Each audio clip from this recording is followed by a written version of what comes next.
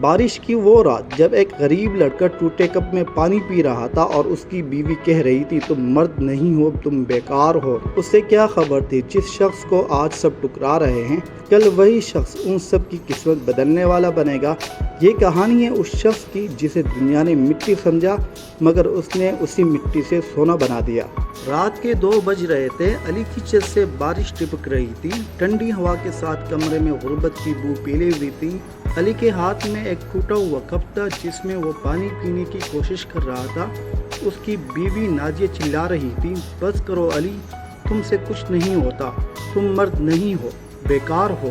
Nadia کا ہر جملہ ہر لفظ علی کے سینے میں کیل کی طرح گڑتا تھا۔ دروازے کے پار علی کی ماں اور بہنیں بھی اسے حقارت بری نظروں سے دیکھتی تھی۔ یہی وہ لڑکا ہے جو ہمارے نام پر دبا ہے، نہ نوکری نہ عزت۔ علی خاموشی سے سنتا رہتا، نہ لڑنے کی طاقت تھی نہ وضاحت دینے کا حوصلہ۔ دن بھر مزدوری کے بعد جب وہ شام گھر کو لوٹتا تو صرف تنقید اس کا استقبال کرتی۔ ایک دن علی کے ایک پرانی دوست حارث نے اسے چائے پر بلایا۔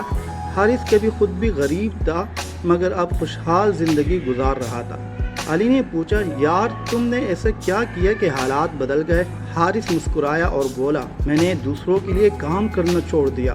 میں نے ری سائیکلنگ کا چھوٹا سا کاروبار شروع کیا۔ جو چیزیں لوگ کوڑا سمجھ کر پھینک دیتے تھے میں انہیں بیچ کر پیسہ بناتا تھا۔ علی کے دماغ میں بجلی سی گونج گئی، ری سائیکلنگ، کوڑا کرکٹ۔ اس نے سوچا لوگ ہنسیں گے مجھ پر، پھر خود سے کہا ہنسنے دو، اب بھی تو لوگ ہنس رہے ہیں۔ اگلے دن علی نے پرانی سائیکل بیچی اور 5,000 روپے اکٹھے کیے۔ اس پیسے سے اس نے محلے کے کوڑا دانوں سے پلاسٹک، لوہا اور بوتلیں اکٹھی کرنا شروع کر دیا۔ لوگ مذاق اڑانے لگے، دیکھو بھائی علی ریڑھی والا بن گیا۔ بیوی نے دروازہ بند کر دیا، ماں نے منہ موڑ لیا، بہن نے رشتہ داروں سے کہنا شروع کر دیا ہمارا بھائی تو پاگل ہو گیا ہے۔ لیکن علی کے دل میں آگ جل رہی تھی۔ وہ رات کو تھکا ہارا گھر آتا مگر اپنے مقصد سے پیچھے نہ ہٹتا۔ چند مہینوں میں اس نے اتنا سامان جمع کر لیا کہ وہ خود سپلائر بن گیا۔ ایک دن ایک بڑی پلاسٹک فیکٹری کے مالک نے علی سے رابطہ کیا۔ انہوں نے کہا ہمیں روزانہ 50 کلو پلاسٹک چاہیے، تم دے سکتے ہو؟ علی نے ہچکچاتے ہوئے کہا جی سر میں کر سکتا ہوں۔ اب اس نے 2 مزدور رکھ لیے۔ 6 مہینوں میں اس کا کام پورے شہر میں پھیل گیا۔ لوگ جو کبھی اس کے پر ہنستے تھے اب اس سے کام مانگنے لگے۔ علی انٹرپرائزز کا مالک تھا۔ علی کی بیوی نادیہ اب نرم لہجے میں بات کرتی تھی، علی تم بہت محنتی ہو، میں تم پر فخر کرتی ہوں۔ ماں کہنے لگی بیٹا میں تو ہمیشہ کہتی تھی کہ تم کچھ بنو گے۔ بہنیں، ماموں، چاچا، تایا سب اب علی کے گھر سلام کرنے آتے۔ ایک دن چچا نے کہا بیٹا ہمارے بیٹوں کو بھی اپنے کاروبار میں رکھ لو، وہ بڑا محنتی ہے۔ علی مسکرا دیا۔ اسے وہ دن یاد آئے جب یہی چچا اسے گھر سے نکال دیتے تھے۔ ایک شام علی چھت پر بیٹھا ہوا آسمان کو دیکھ رہا تھا۔ بارش ہو رہی تھی، وہی منظر جو برسوں پہلے اس کی غربت کا گواہ تھا آج اس کی کامیابی کی علامت بن چکا تھا۔ اس نے خود سے کہا دولت کا اصل راز یہ نہیں ہے کہ تم کیا کرتے ہو بلکہ یہ ہے کہ تم ہار نہیں مانتے۔ لوگ تمہیں چھوڑ جائے مگر تم اپنا خواب کو کبھی نہ چھوڑو۔ اب علی شہر کے مشہور بزنس مینوں میں گنا جانے لگا تھا۔ علی ری سائیکلنگ کمپنی کے بورڈ اب ہر طرف لگے ہوئے تھے۔ جہاں کبھی وہ کوڑا چنتا تھا اب وہاں اس کے مزدور کام کرتے تھے۔ لیکن جیسے دولت بڑھتی گئی انسان کم ہوتے گئے۔ جو کل اس سے نفرت کرتے تھے آج ہر وقت اس کے آس پاس تھے۔ نادیہ کی باتوں میں اب پیار سے زیادہ لالچ تھی۔ علی ہمارے لیے ایک نیا گھر بنا دو، فرنیچر بھی نیا ہونا چاہیے۔ ماں اب روز کہتی بیٹا فلاں چچا کے بیٹے کو بھی نوکری دے دو۔ علی مسکراتا مگر دل کے اندر خالی پن بڑھتا گیا۔ ایک دن علی کے دفتر میں اس کا ماموں آیا، وہی جو کبھی اسے نکما کہتا تھا۔ بیٹا اب تمہیں ایک بڑا کانٹریکٹ لینا چاہیے، میں جانتا ہوں ایک فیکٹری ہے، اگر تم اس میں انویسٹ کرو گے تو کروڑوں کماؤ گے۔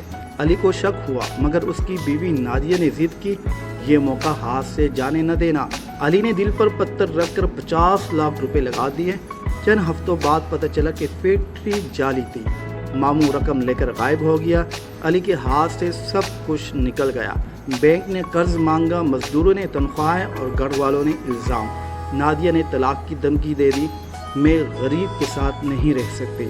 علی کے ماں باپ نے بھی منہ پھیر لیا، جو کل تعریف کرتے تھے آج کہتے تھے ہم نے کہا تھا نا یہ ناکام ہوگا۔ ایک رات علی تنہا چھت پر بیٹھا تھا، بارش ہو رہی تھی، جیسے قسمت نے پھر اسی مقام پر لا کے کھڑا کر دیا ہو۔ دل میں خیال آیا شاید میں واقعی ناکام ہوں۔